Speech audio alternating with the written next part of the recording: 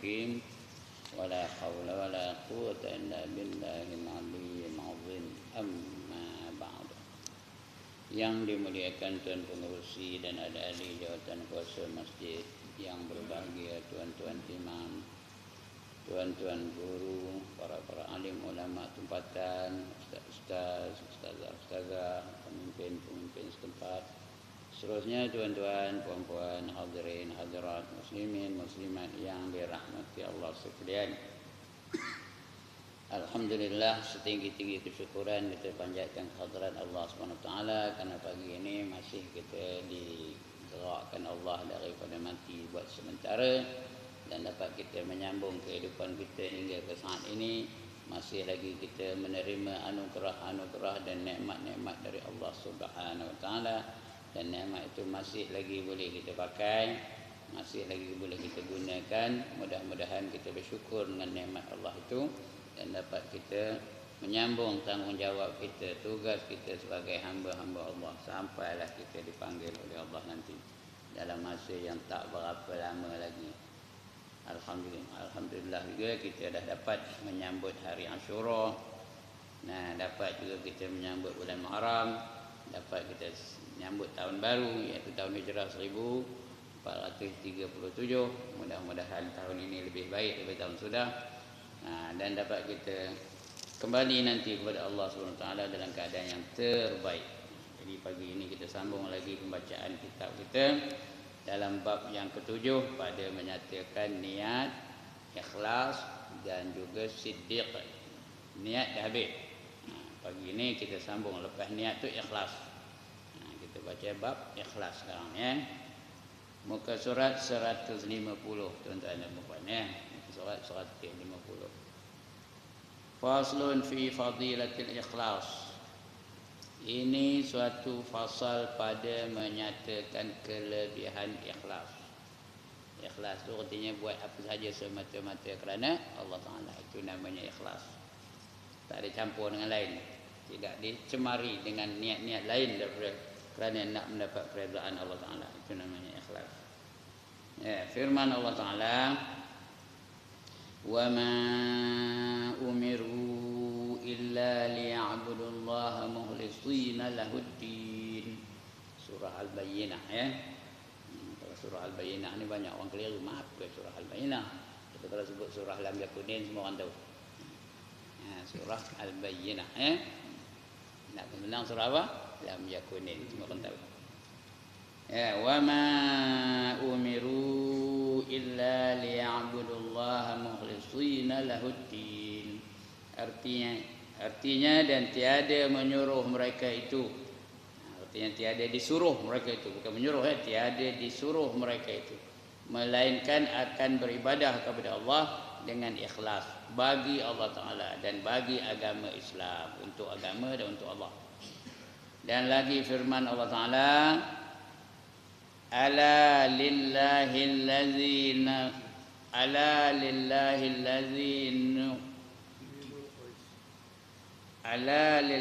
allazinul qalis. Ya Allah. Ya. Ala lillahi dinul qalis. Muntah hafal betul lah surah An-Nur ya. Surah An-Nur ayat 3. Ala lillahi dinul qalis. Artinya senya bagi Allah Ta'ala itu agama yang ikhlas. Dan lagi sabda Nabi sallallahu alaihi wasallam, yaqulu Allah Ta'ala al-ikhlasu sirrun min sirri istawda'tuhu qalba man ahbabtu min ibadi. Artinya firman Allah Ta'ala dalam hadis kursi, bermula ikhlas itu rahsia daripada segala beberapa rahsiaku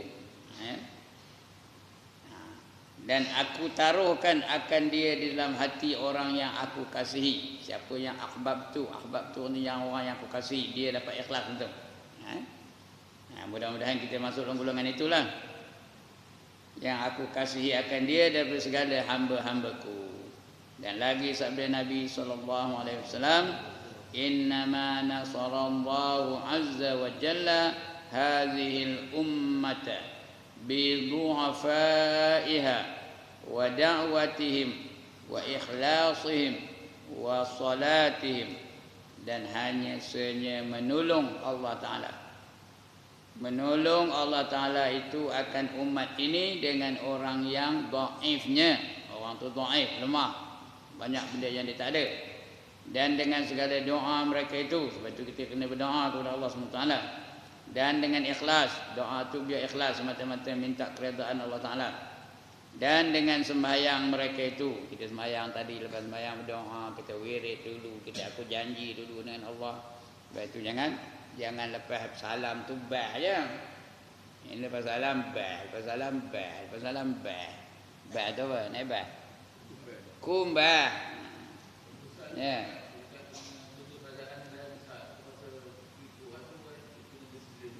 Macam mana?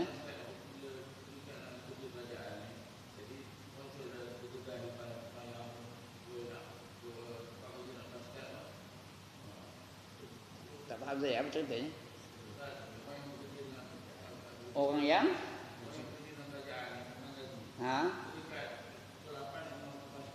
Oh, nak panjkat.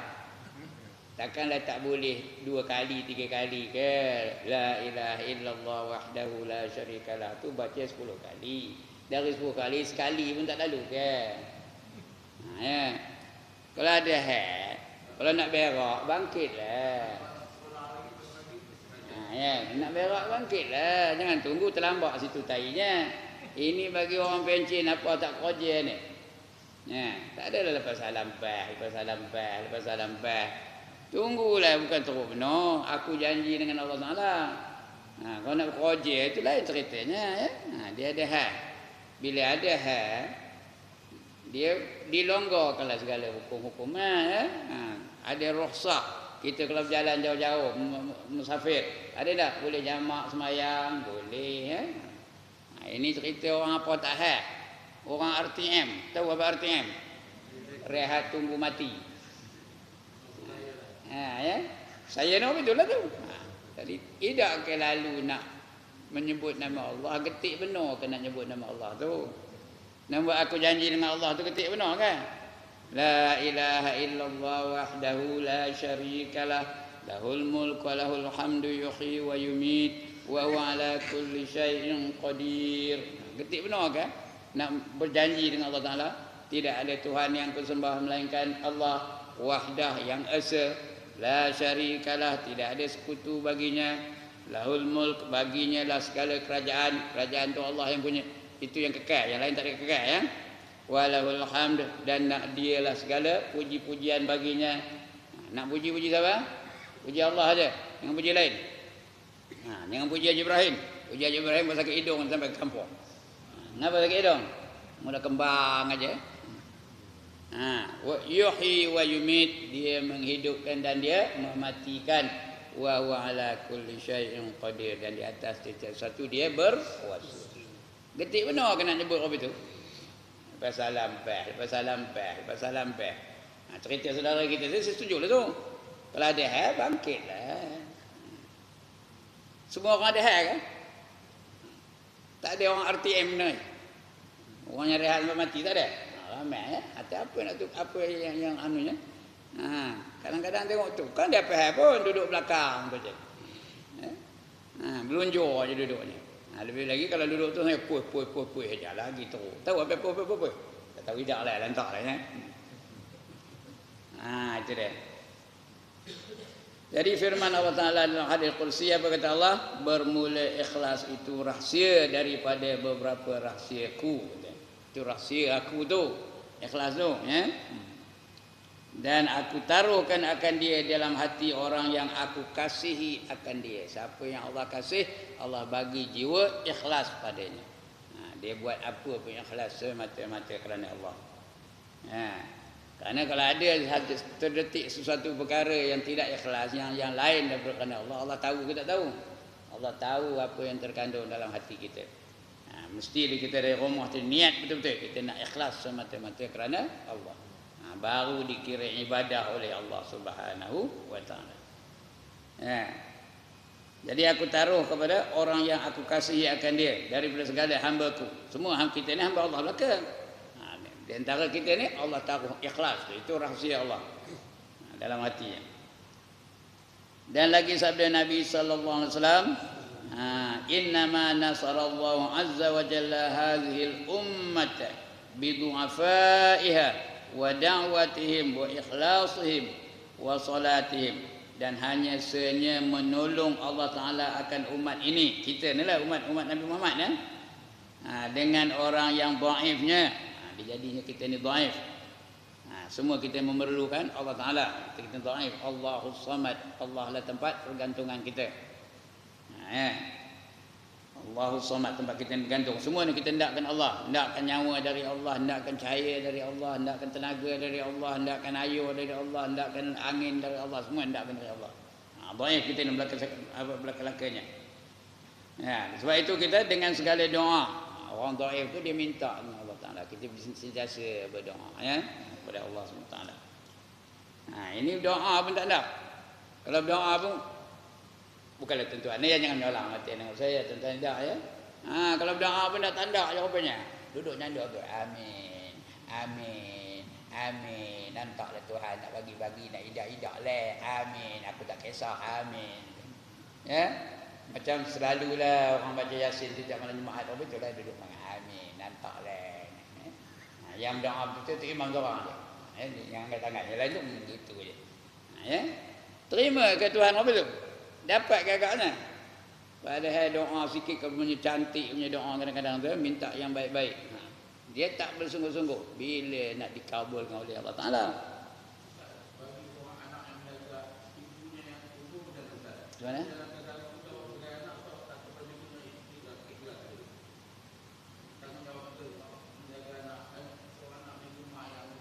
Anak minta pada itu ikhlas itu. Mudah-mudahan ya. Ikhlas itu. Ya. Oh ya, kalau dia marah mak tu berdosa lah dia. Dengan mak jangan tak usah kena marah. Uf pun tak boleh. Fala taqul lahuma uf. Tapi saya sebagai seorang yang buku adik saya nak bagi marah. Itu. Iyalah. Kita kena apalah, kena nasihatlah dia ya, nasihat dia supaya dia jaga dengan ikhlas, supaya dapat jadi ibadah apa yang dibuat olehnya tu ya. Jaga mak, memang dia suruh kita menjaga mak. Sebab itu mak boleh jaga anak 10 orang, tapi 10 orang anak belum tahu boleh jaga mak seorang ya. Jadi kena apalah, dia kena minta ampun dengan maknya dulu. Kalau maknya tak redha, payahlah segala ibadah yang tak terima oleh Allah Subhanahu Wa Taala. Tambah mak ni kalau dah tua, dia memang lagi tua lagi nyengat, lagi tua lagi nyengat, lagi tua lagi nyengat. Ya ke dah? Itulah nak menguji kesabaran kita. Nak menguji kesabaran kita. Ada seorang tu, dia layan maknya betul-betul. Tapi bila datang orang bertandang tengok maknya, apa kata maknya? Dia ni bukan bagi ni aku ni makan kata. Tak ada bagi makan, kalau tak makan mati dah pun. Memang itu perangai orang tua apa itu. Kita dah tua kan. Tahulah. Lagi tua lagi nyengat, lagi tua lagi nyengat. Itu menguji anak-anak kita. Menguji orang muda. Itu apa lah juga. Isteri jaga suami apa lah tu. Itu apa nama? Itu menguji kesabaran. Nabi Ayub lagi sakit. Ya? Ada seorang berhabis semua isteri yang lari, ada seorang yang tunggu. Ya? Sampai lah sembuh Nabi Ayub itu. Okey. Lagi apa? Mana ke dia tu dah hilang.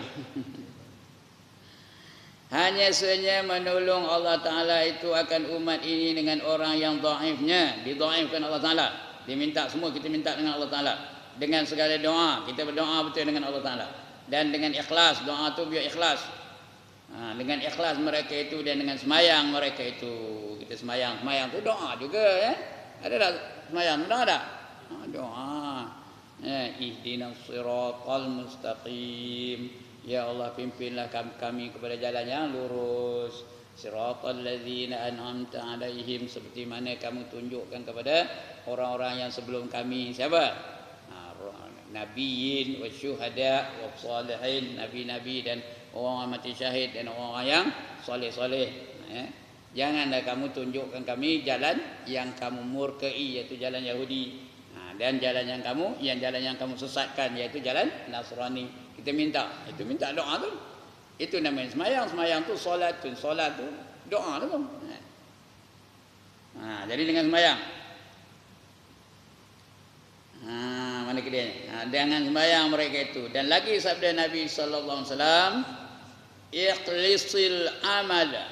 ikhlisil amala yujziku minhul qalil. Artinya ikhlaskan oleh kamu akan amal, nescaya memadai akan dikau daripadanya amal yang sedikit. Yang ikhlas itu sikit pun diterima oleh Allah Ta'ala. Dan lagi sabda Nabi sallallahu alaihi wasallam, ma min abdin yukhlisu lillahi ta'ala yukhlisu lillahi al-amala 40 yawman illa zaharat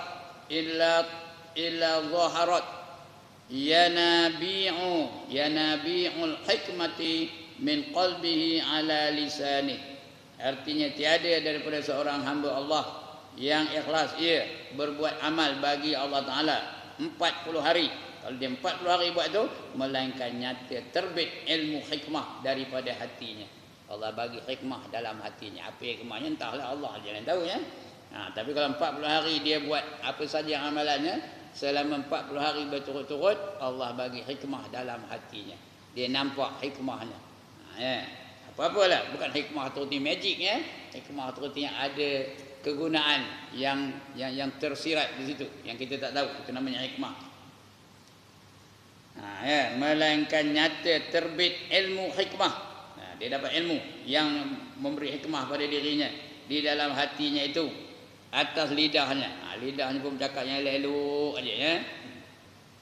Itu hadis Nabi sallallahu alaihi wasallam. Tadi ayat Quran, ini hadis Nabi pula ya. Kemudian apa kata ulama pula? Kata Imam Al-Ghazali rahimahullah ta'ala.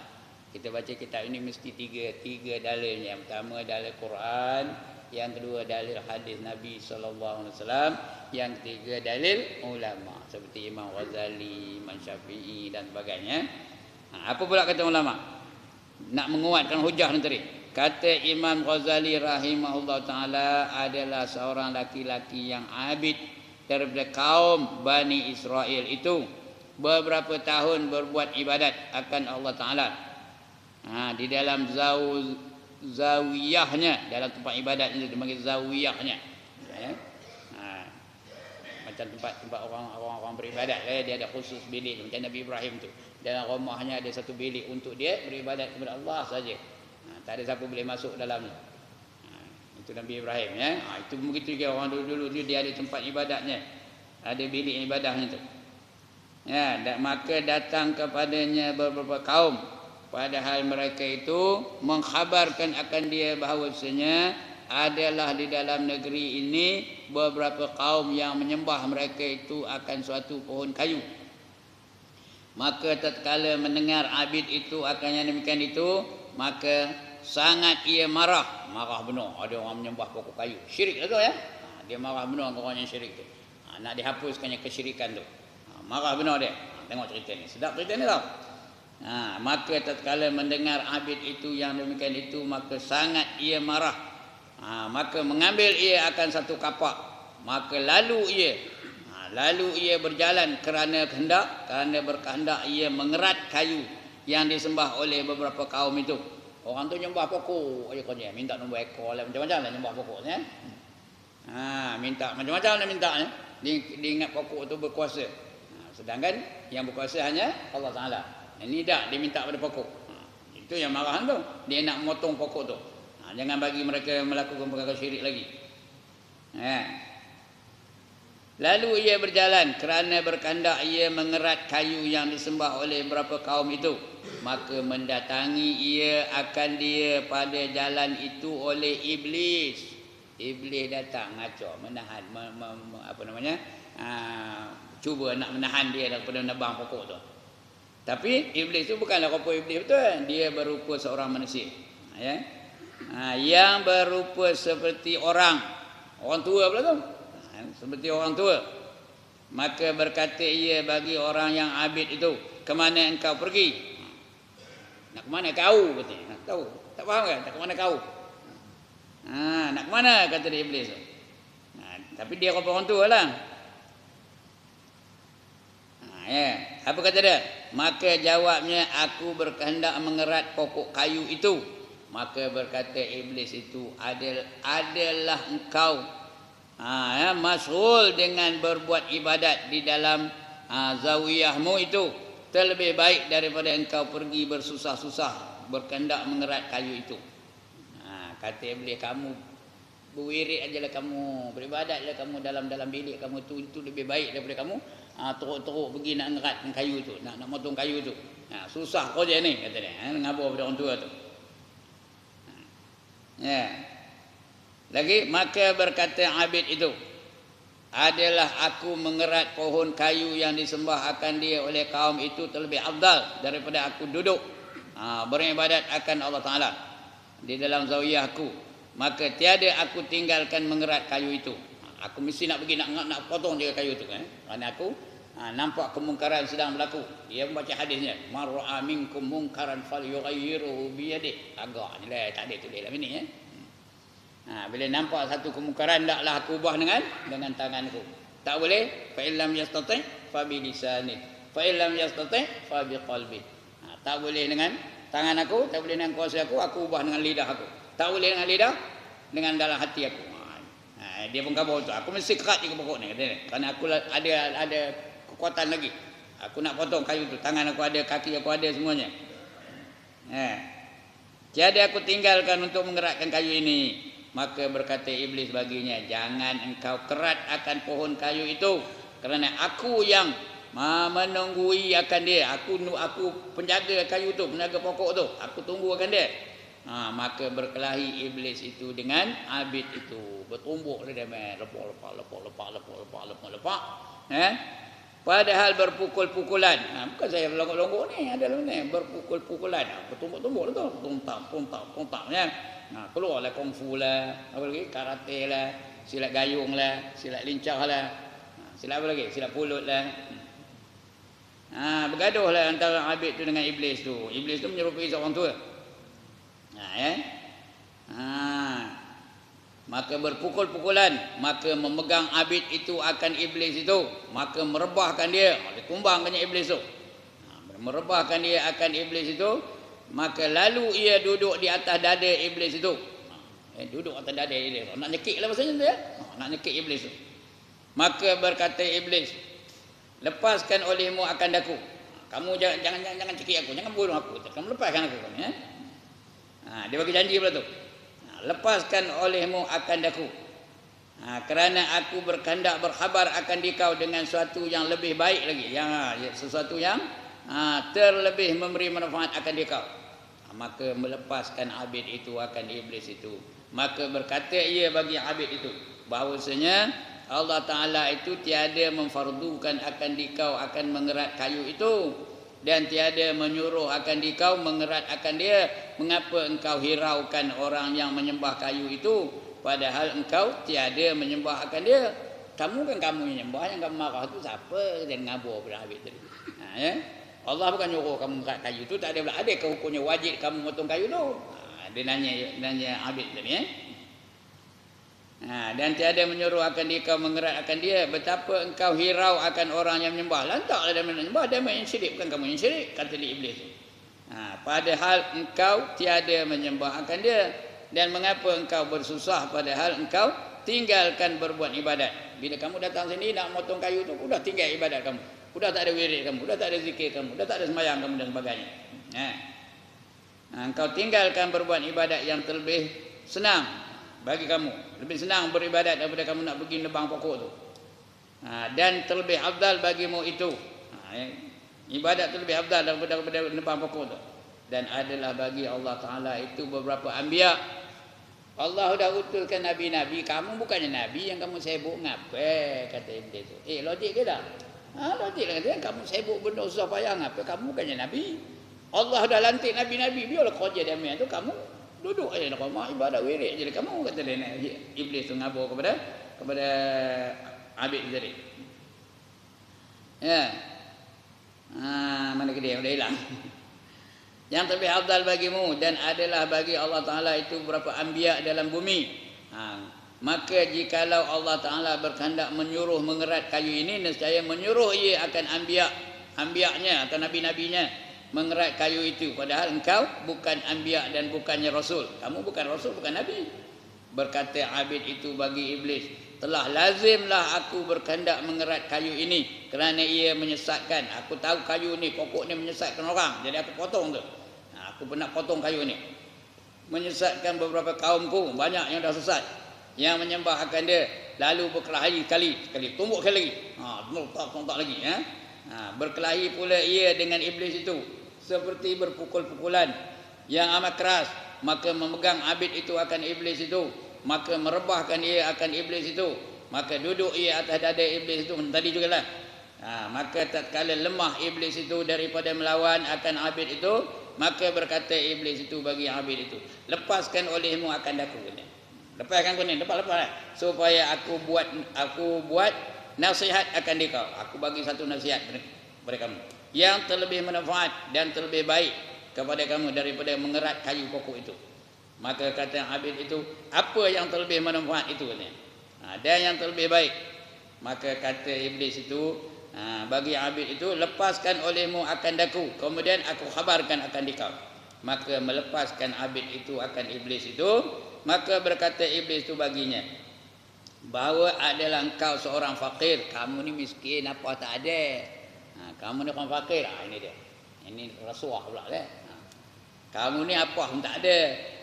Fakir, apa pun tak ada. Yang kamu teruk benar tu apa ya? Kamu tu ada seorang fakir yang tiada mempunyai sesuatu harta. Dan tiada bagimu usaha. Maka jikalau pulang engkau kepada tempatmu berbuat ibadat dan engkau tinggalkan mengerat kayu itu, nescaya aku beri kepada kamu pada tiap-tiap hari 2 dinar. 2 dinar, tahu? 2 dinar ni bukannya RM2 tahu. 2 dinar 2 keping duit emas. 2 dinar dan engkau dapat pada tiap-tiap hari itu di bawah tilammu. Tarik tilam ada 2 dinar itu. Tiap-tiap hari sehari 2 dinar, sehari 2 dinar, sehari 2 dinar. Lama-lama banyaklah. 1 dinar berapa duit sekarang? Dia tak ada nyimpan dinar sekarang ni. 1 dinar berapa duit sekarang ni harganya? Mana boleh 700 sekarang ni. 1 dinar pun 700 tau. Duit emas tu. Ini 2 dinar.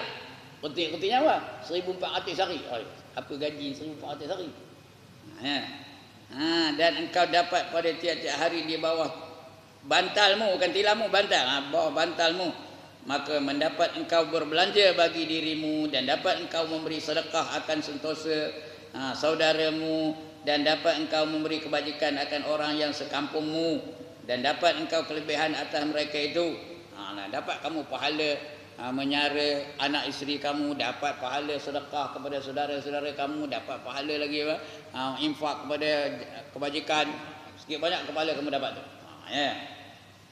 Banyak kelebihannya. Dan lagi berkata, terkaya engkau daripada manusia. Lepas itu kamu tak perlu lagi bantuan-bantuan manusia, kamu dah kaya daripada sekalian manusia. Dan adalah yang demikian itu terlebih baik kepadamu, kata iblis ya. Terbaik yang itu lebih baik bagi kamu daripada kamu ngerat pokok kayu. Tak dapat, apa tak dapat? Ini dapat 2 dinar sehari, 2 dinar sehari.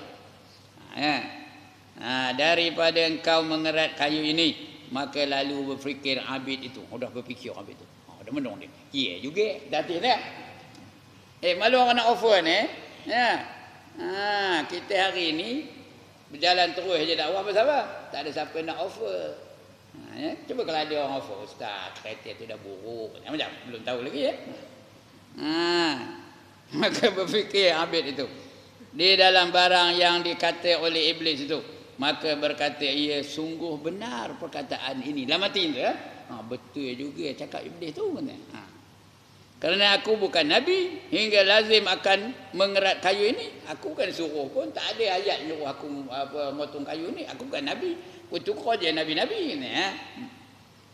Dan Allah Ta'ala tiada menyuruh aku mengerat akan dia hingga aku jadi apa? Aku jadi maksiat meninggalkan mengerat akan dia. Jadi kalau aku tak kerat pun bukan dosa pun kata dia. Aku bukan Nabi. Kalau aku tak potong kayu tak adalah jadi maksiat. Dan perkataan ini terlebih besar manfaat bagiku. Yang aku dengar cakap orang ni tadi itu lebih baik, lebih besar, lebih banyak manfaatnya bagi aku. Salih 2 dinar, salih 2 dinar, salih 2 dinar. Maka berjanji abid itu akan iblis. Sudah lepas itu dia tertarik dengan tawaran iblis tu. Dia pun kata, yelah teman setuju. Katanya. Baliklah mikir. Katanya. Teman pun balik rumah teman. Tak ada jadilah ngerat pokok kayu tadi. Tak jadi ngerat. Jadi senyumlah iblis tu. Dia pun senyum je baliknya. Jarum dah masuk. Betul tu.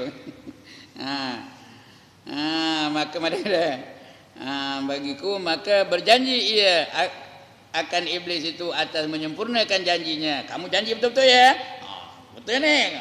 Dan menyuruh ia akan iblis itu bersumpah. Sumpah. Iblis dia bukan teruk bersumpah hendak ajalah dia. Bukan teruk benar iblis dia takut ke nak melanggar sumpah. Apa takutnya dia iblis. Maka disuruh dia iblis itu bersumpah. Maka bersumpahlah iblis itu pun. Maka bersumpah iblis itu baginya. Maka kemudian daripada itu pulang abid itu kepada tempatnya. Dia pun beribadatlah balik, berzikirlah, wirid dan sebagainya, selawat dan sebagainya.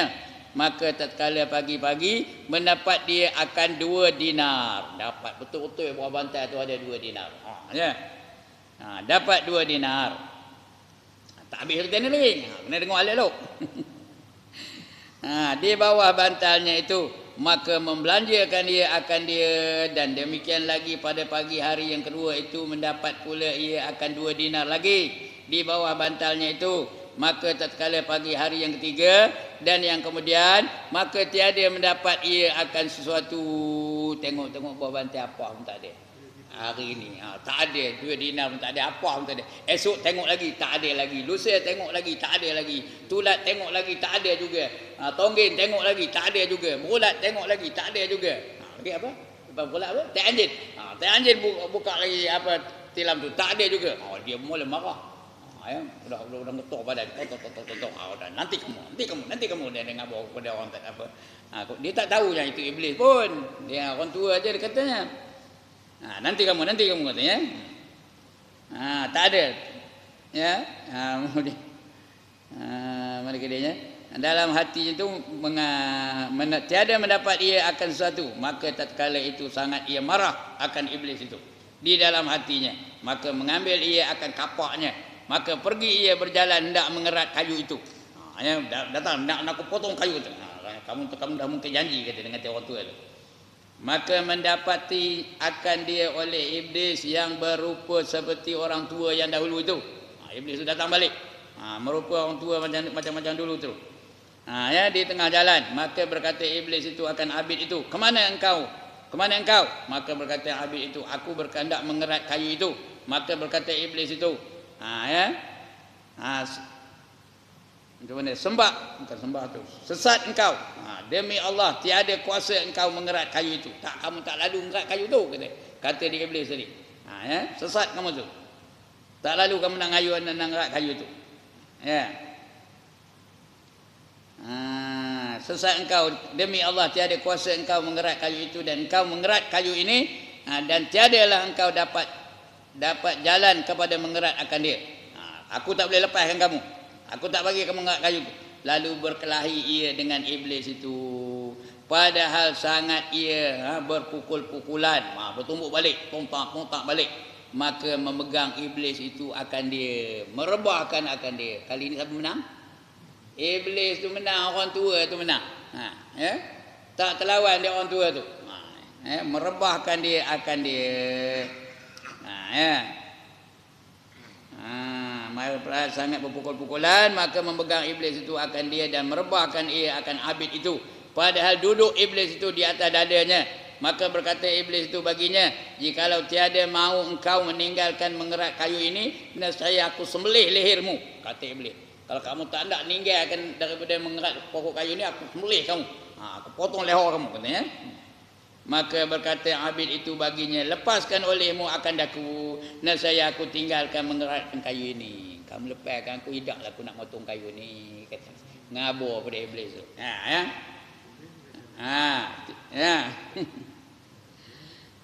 Tiadalah aku berjanjilah tak akan potong kayu ni ya. Maka berkata abid itu baginya, betul tanya dia abid itu bagi iblis ya. Apa sebab? Apa sebab dahulu aku menang atasmu, maka sekarang ini engkau mengalahkan aku?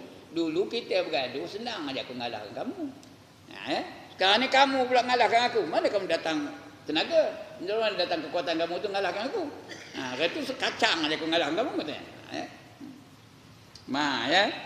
Macam mana kamu mengalahkan aku? Maka berkata ia bagi abid itu adalah dahulu berkehendak mengeratkan kayu ini kerana ikhlas, kerana Allah. Betul kamu nak angkat potong kayu itu kerana Allah. Dengan ikhlas kerana Allah Taala, maka menolongkan akan Allah Taala akan kau. Menolong Allah Taala akan kau. Dan adalah engkau sekarang ini berkehendak mengerat kayu ini dengan tiada sebab Allah Taala, bukan kerana Allah. Kenapa? Kenapa dia nak potong kayu tu? Kerana hendakkan dua dinar. Bukan kerana Allah Taala. Tiada sebab Allah Taala. Hanya engkau marah akan daku, kerana sebab marah akan daku. Jadi selain daripada Allah Taala semua tak terima Allah Taala. Kerana aku tiada mendatangkan dinar yang engkau kehendak. Dengan hawa nafsumu. Bila dapat dinar tu, hawa nafsunya pun naik. Digunakannya untuk belanja itu, belanja ini. Seronok dah dia maksudnya. Macam ustaz mengajar kejap ni lah. Cuba lepas ni Osman buat terti, dia diam dah. Udah tak ada dekat pun dah. Udah mula menolak. Negur pun tak nak lepas tu. Pasal apa? Pasal tak ada yang dulu. Sebab itu saya istihar pagi ni. Tak ada pun tak ngapa. InsyaAllah bulan depan saya datang juga. Tapi kalau ada nyongin dah. Ngajar bab ini payah ni pasal kena diri sendiri tau. Nak ikhlas betul-betul. Baik. Hanya engkau marah akan daku kerana aku tiada mendatangkan dinar yang engkau kehendak dengan hawa nafsumu. Adalah engkau berkehendak kerana dinar, bukan kerana Allah Ta'ala. Nampak tu? Bukan kerana Allah Ta'ala. Kamu nak potong kayu itu kerana dinar. Lil dinar. Bukannya lillahi ta'ala. Sebab itu kita niat kita tu semua lillahi ta'ala. Puasa lillahi ta'ala. Haji lillahi ta'ala. Semayang lillahi ta'ala. Apa saja pun lillahi ta'ala. Dan bukan kerana akhirat. Bukan kerana nak kewajikan akhirat. Tak ada. Dan sebab itu maka engkau tiada kuasa mengalahkan aku. Allah tak tolong kamu. Tak bantu kamu. Macam mana kamu nak mengalahkan aku? Dan jikalau engkau ikhlas kerana Allah Ta'ala, nescaya tiada seseorang pun yang mengalahkan dikau. Tak ada siapa pun yang boleh mengalahkan kamu. Dan kerana inilah kata Imam Al-Ghazali rahimahullah Ta'ala, la yatahallasu al-abdu minasyaitani illa bil ikhlas. Artinya tiada dapat lepas seorang hamba Allah daripada syaitan melainkan dengan ikhlas. Kalau tak lepas, ada aja syaitan tu mengganggu ya. Kecuali ikhlas. Kita ni pun biar ikhlas betul-betul. Ngaji ikhlas, mayang ikhlas, derma ikhlas, sedekah ikhlas ya. Dan lagi sabda Nabi sallallahu alaihi wasallam, man khalusat niyyatuhu kafa'ullahu ta'ala ma bainahu wa bainan nas. Artinya barang siapa ikhlas niatnya kerana Allah Ta'ala, nescaya memada Allah Ta'ala itu menolong akan dia barang yang antaranya dan antara manusia. Siapa ikhlas Allah akan tolong dia. Antara manusia apa saja masalah dia Allah bantu dia.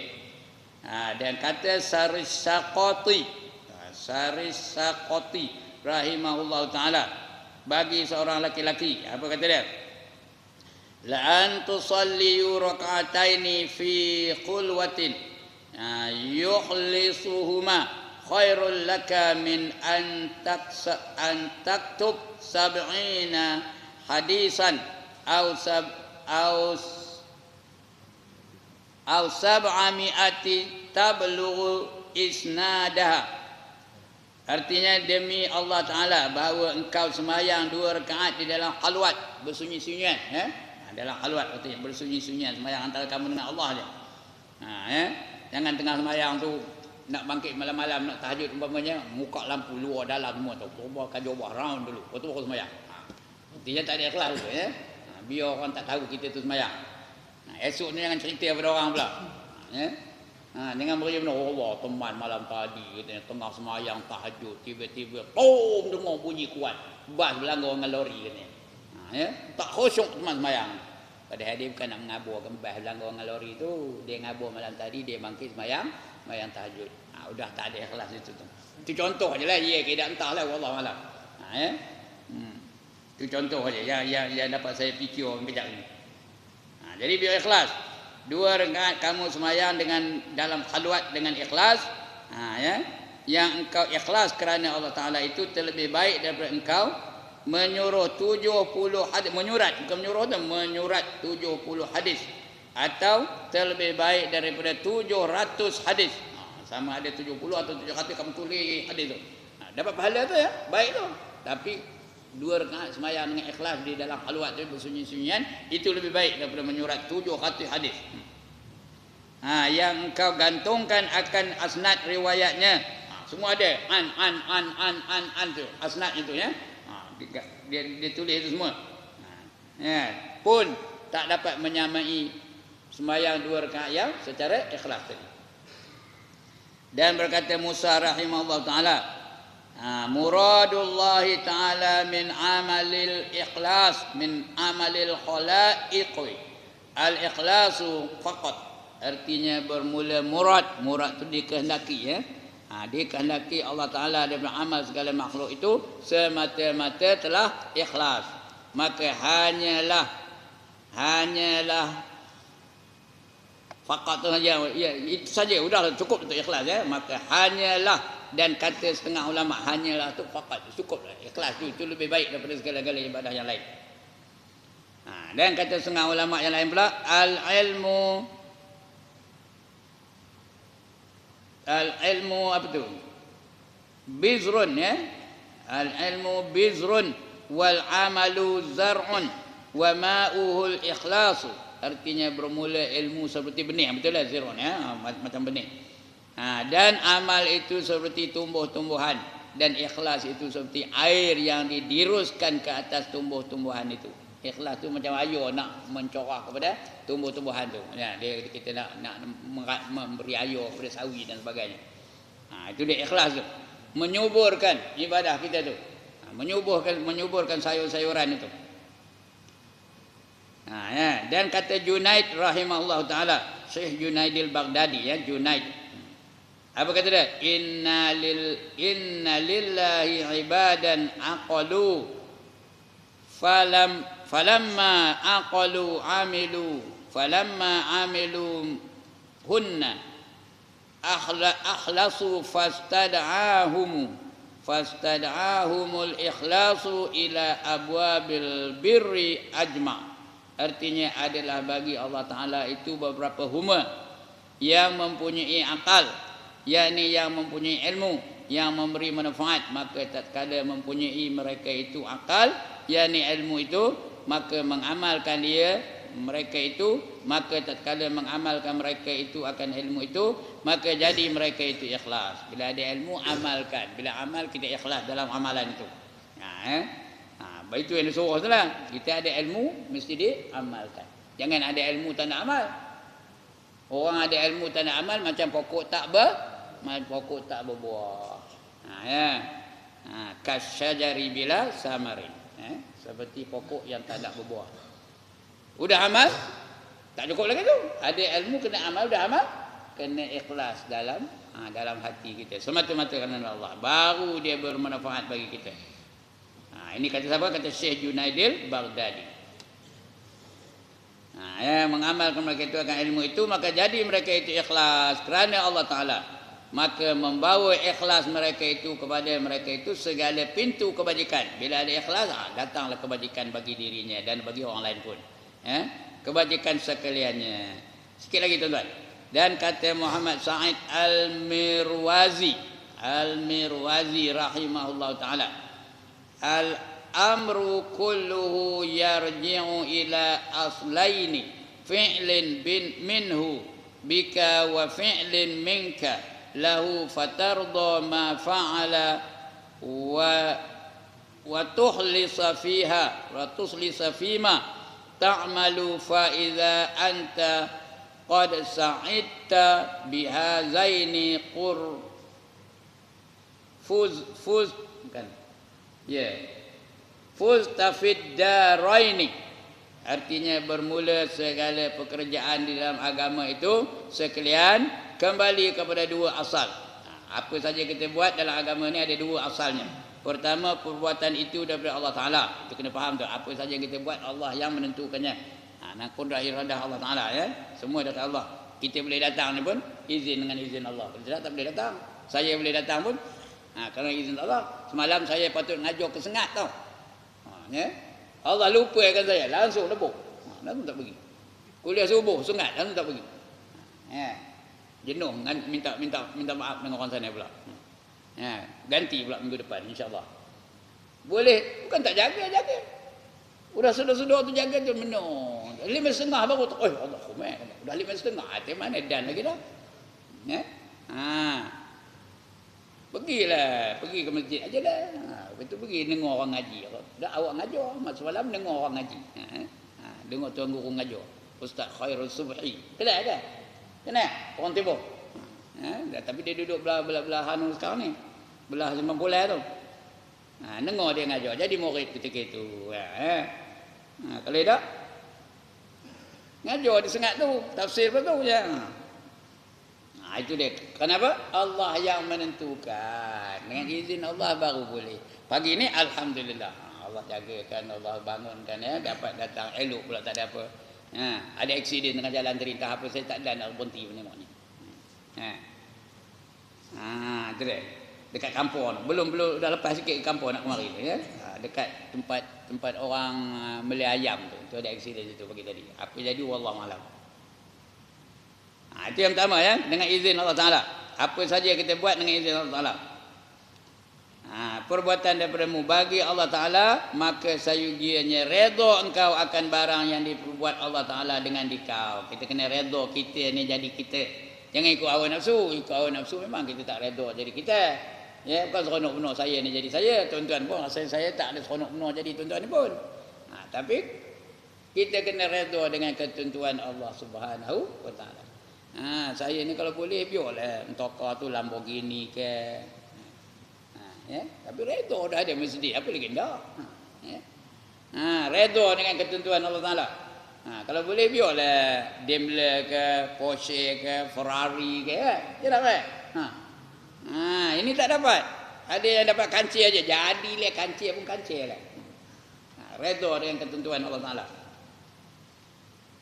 Itu pun ada yang entokah. Setengah tu naik bersika mari lagi teruk ya. Ada juga bersika, redha lah tu. Setengah tu ngegi jalan kaki. Lagi teruk. Kita ni alhamdulillah lah Allah jadikan kita ni kita. Redha lah tu.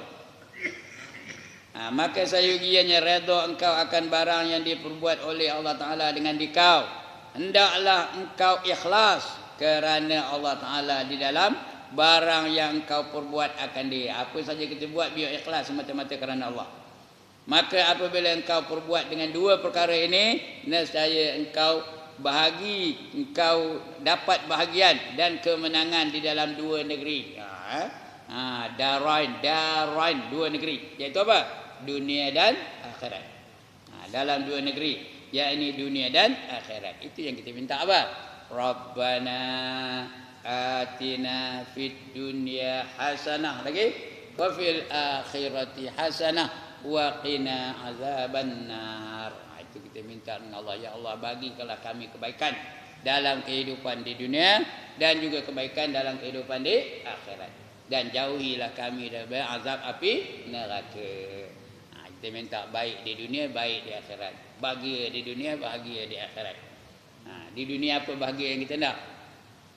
Di dunia ni nak apa? Nak gaji besar, pangkat besar, rumah besar, mentaka besar. Nak itu kan? Cakap besar, nak? Kita nak kebahagiaan di dunia ni, kebaikan di dunia ni kita nak apa? Yang pertama nak ketenangan jiwa. Yang kedua nak kesihatan yang baik. Yang ketiga nak apa? Nak rezeki yang halal. Yang keempat nak ilmu yang memberi manfaat. Yang kelima nak keluarga yang soleh, isteri solehah, anak-anak soleh-soleh. Itu yang kita nak ya. Supaya itu bahagia di dunia lah kalau kita dapat yang tu. Di akhirat apa nak? Yang pertama lepas dapat menjawab soalan munkar dan nakir.